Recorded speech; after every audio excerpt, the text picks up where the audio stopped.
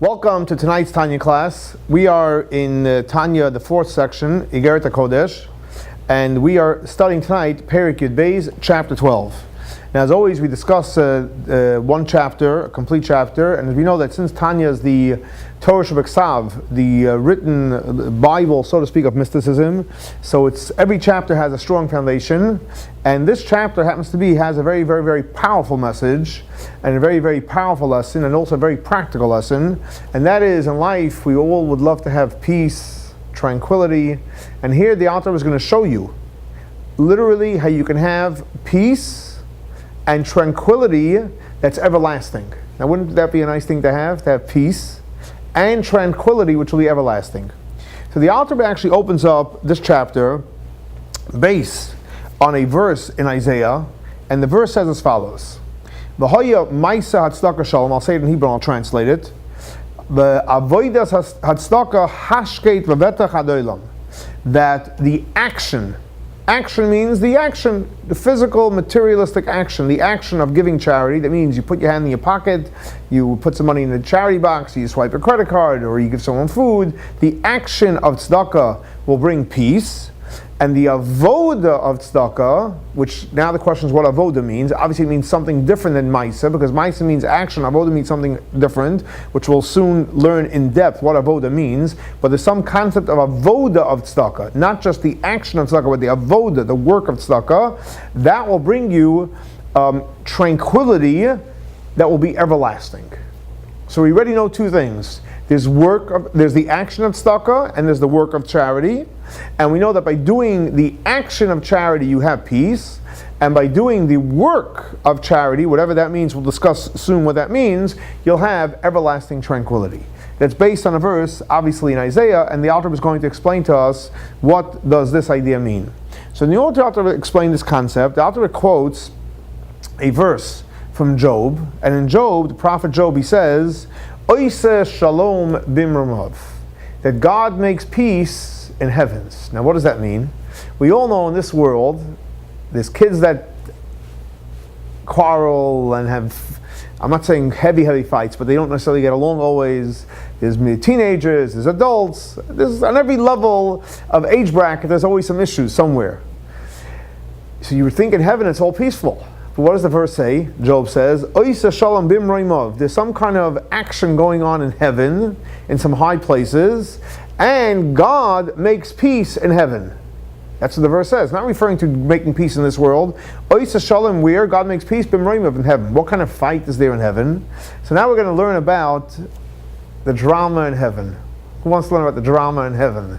במרומיו, right? In heaven there's some drama. What's the drama in heaven? So we know that God created the world, He created us, but in heaven there's something which is called angels. Different angels. There's many angels, but for two angels we're going to be talking about tonight. One is called the angel of Michoel, and the other one is the angel of Gabriel, Michoel and Gabriel. What does Michoel stand for? Michoel is the angel of water, which water resembles spiritually, practically Chesed, kindness. So Michoel is an advocate for Chesed, for kindness, which water, if you think about it, it draws down, it comes down. When you're kind and you're nice to someone, whether it's physically, spiritually, emotionally, financially, you're drawing down, you're giving something from yourself, you're drawing down. That is resembled by the idea of water. So Michoel stands for give, forgive, be happy, let live, peaceful things, only great, wonderful things. Gabriel, on the other hand, he's fire. Fire means there's justice, there's rules, there's repercussions for actions. It's not right and wrong. Two different approaches. Now, matter of fact, if your soul is rooted in Michoel, you're naturally going to be a giver, you're going to be forgiving, you're going to live a happy-go-lucky life. If your soul is rooted, for example, in Gabriel, in fire, you're going to be this disciplinarian and no, you can't get away with that, and you did this wrong, and you have to redo it, and so on and so forth. Two different worlds, two different angels. Now, in heaven, where the source of these two angels are, guess what? They don't knock each other out where one doesn't exist, because then one wouldn't exist.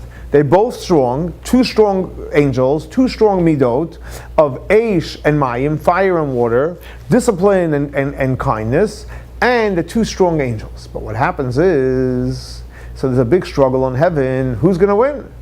Are we going to be nice? Are we going to be kind? Are we going to be forgiving? Are we going to be gentle? Are we going to make believe we didn't see something? We're going to be nice anyway, even though the person wasn't nice to us? Or are we going to say, no, the person is responsible for their actions, time out, disciplinary actions, we have to discipline them, and so on and so forth? What happens? And you have, obviously, two people, two strong angels, each one fighting for their position. Comes along, obviously, God, and says, no, we got to make peace. Now, how does God make peace? So God makes peace, very interestingly, very simple.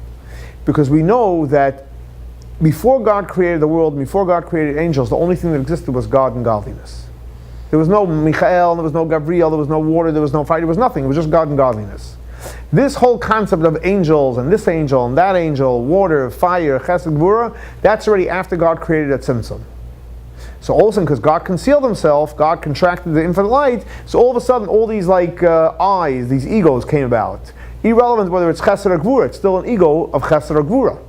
So what happens is, how does God make peace? Very simple. God shows up. The infinite light shows up. Now what happens when the infinite light shows up? Who cares about small lights? There's no more small lights.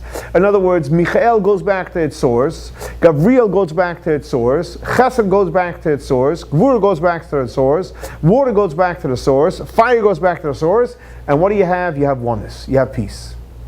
Now what's interesting is, what gets consumed into what? So according to the Zohar, according to Kabbalah, it says that the Gevura gets consumed into Chesed, and those Chesed has an edge, and the reason is because they really both go back into which sphere? The center sphere, because from the side you have to go down to the middle, and the center sphere is Tiferet, and we know that every single sphere has one of the names of God. So for example, Chesed is Kael, Gevura is Elokim, and Tiferet is Yud Heh Vov Heh. It's the infinite name of God. So they all blend into Tiferet. And in the world of Tiferet, what's Tiferet? It's beautiful. They both enmesh beautifully. It becomes a beautiful picture of a nice, healthy mix of Chesed and Gevura. But the way you're able to have that healthy mix, that's because the infinite light comes out. So in other words, anytime the infinite light is shining, guess what? All the small stuff goes away. When we're connected to the infinite God, who cares about the small talk, the cheap talk? So he said, she said, it's all irrelevant when you're dealing with God. So anytime the light of God is shining in your life, and it's really, really shining, you're really plugged into the light of God, guess what happens? Now you have real peace. Now you have real tranquility. And now you have real happiness and all the greatest blessings. So what you really want, you want just like the way God makes peace in heaven, where God gets revealed, that all the differences go away. We would like, so to speak, in our life, that we should experience that same beautiful bliss of peace and happiness. How do we go about doing that?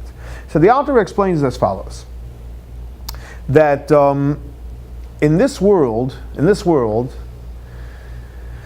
from when God created the world, and initially when the primordial sin, actually we're learning in these week's Torah portions about the sin of the Garden of Eden, so what happened is everything in the world became a mixture of good and bad. In other words, in reality there should be good, there should be a track of good, and there should be a track of evil, bad. But the fact is, ever since the sin, there's a mix. You're not going to find something which is 100% good without finding some negative or evil in there, and you're not going to find something which is something totally terrible. There's always something good in there. It's a pure mix. Now, if you're living in a mix of good and evil, so you have two forces, you can't have peace and you can't have happiness.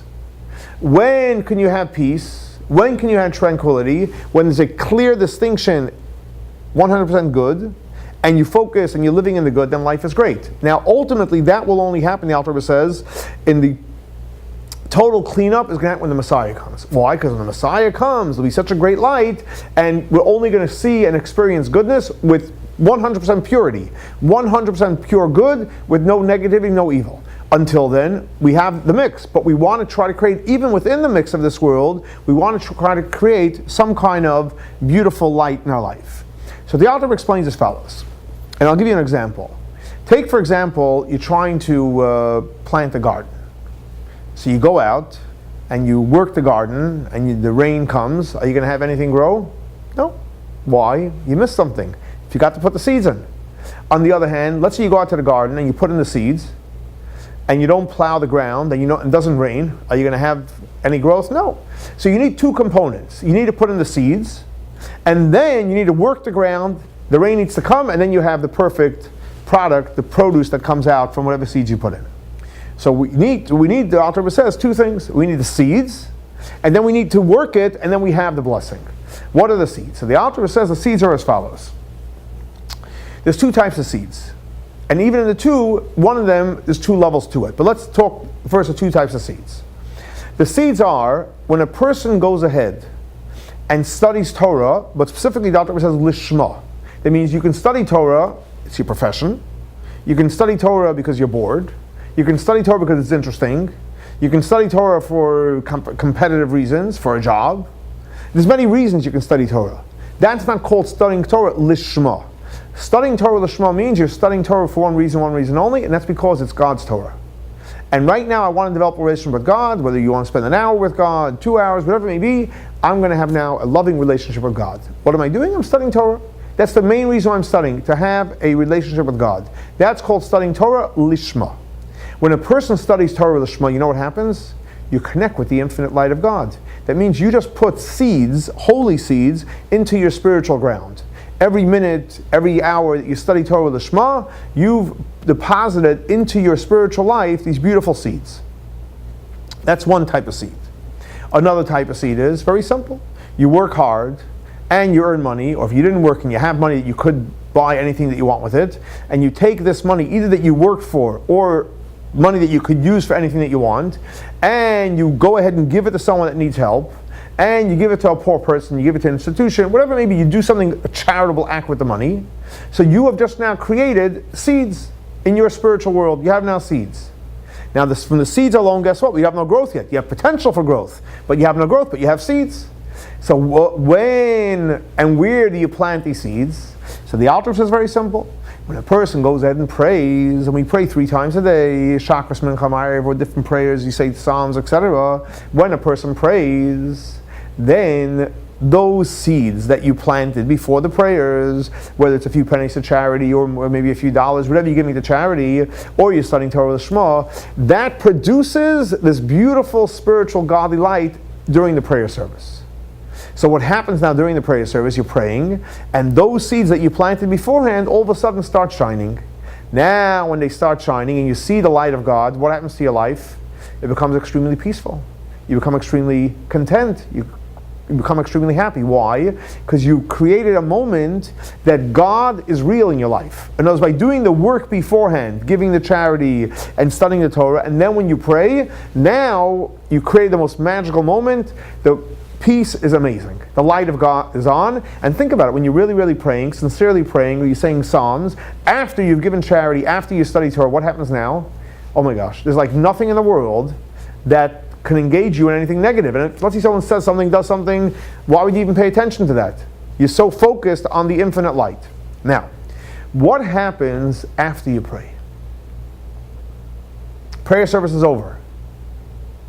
Now you're engaging back in the world. You're dealing with people, whether in family, community, work, whatever it may be. Now all of a sudden the chaos and the drama starts. What happens to that peaceful experience, the godly light that you experienced during the prayer service? Unfortunately, that wore off. Why did it wear off? So the Alter Rebbe says there's 2 types of charity. There's a charity, as we brought down from the verse in Isaiah, which is called an action of charity, and then it's called the Avoda of charity. What's the difference? The action of charity is, as the Alter Rebbe brings out, that we are Bas Koyin. On a spiritual level, it means we're like the daughter of the priest, which means we come from Chesed, and it's in our nature. It's in the nature of the Jewish people, to me, as we know, Rachmanim, to be compassionate, Goyim L'Chasadim, to give charity. So it's our nature to be charitable. I mean, someone comes and asks you for help, it's a natural thing to say, sure, I'll help you. It's a natural thing to feel someone's pain and try to help them, whether it's with words, whether it's time, whether it's resources, whatever it may be. It's our natural thing we want to help. Matter of fact, if we're not naturally inclined to help, there's really a question in our Jewish genes whether we're really Jewish, because that's the signs of the Jewish people. So the fact that we give charity, that's a natural thing that we do. We give charity because it's a natural thing to give charity. Now, so when a person gives charity, are you working on yourself to give charity? No, because it's just an action. We are naturally wired, someone needs help, hineni, I'm ready to help. So because I'm ready to help, it's charity, you can't say it's not charity. You're creating those spiritual seeds, and by prayer services, those seeds are going to really lighten up, and you're going to have a beautiful prayer experience, and you're going to feel the peace. It's going to be amazing. But because you only gave the charity, it's only going to last you during the prayer service. But what happens if someone needs your help, and you're really not in the mood of doing it? Whether you're just not in the mood, or it's too much, or you feel like it's more than you can handle, etc. But you say, you know what, oh my gosh, the guy needs help. How can I turn him down? I don't want, I don't have, I'm not able to, find someone else, and you have every reason not to do it. But you say, you know what, no. The person needs help. As we know, the Chap12 said, everything is divine providence. If the person reached out to me, obviously I can do it. It's hard. I'm not going to say it's easy, but I'm willing to break myself and go way beyond what I feel like I'm ready to do, I'm able to do. That's called Avoda, tzedakah. Avoda means you're working on yourself to do it. It's not easy, but I'm working on myself to do it. And obviously, it's irrelevant to every different person. It's not like one blanket rule. To one person, this is hard, this is easy. One person, this is easy, that's hard. But whatever's hard for you to do, and you push yourself to do it, you, so to speak, you get these seeds that are called super seeds. Why? Because you put in super effort that wasn't normal effort, so you created super seeds. Now, when you create super seeds and then you go to pray, so what happens, those seeds of charity that you did, which was avoda, they light up not only quantitatively more, which means instead of having peace, you're actually experiencing hashket, like a tranquility, but also, as the Alter Rebbe says, avodas tzedakah lasts everlasting. It lasts way after your prayer service. Way after your prayer service, you're going to feel that not only peace, but you're actually going to feel the great, wonderful tranquility. So in other words, the Alter Rebbe puts out here a very, very clear, simple map of how you can experience peace and how you can have everlasting tranquility. And it's very simple. Do the work of charity, study Torah Lishma, what you're naturally able to do, and then during prayer services, guess what? The light of God is going to be on you. Do more than you're willing to do, more than the call of the hour, more than you're ready to do. Work on yourself to go the extra mile. Then not only will you experience a greater sense of peace, a sense of tranquility during the prayers, but it will last even after the prayer services. And obviously, once you're having this great light around you, the peace, the tranquility you're going to feel during prayer and throughout the day is going to be really, really beautiful and really, really special, all from following a simple path. What the Alter Rebbe shows to you, it's so simple and it's so great that you can literally create peace in your life, tranquility, not only during a prayer service, but that will last even after, by putting in the effort, going the extra mile, of giving some extra charity, and will be blessed with great and beautiful blessings.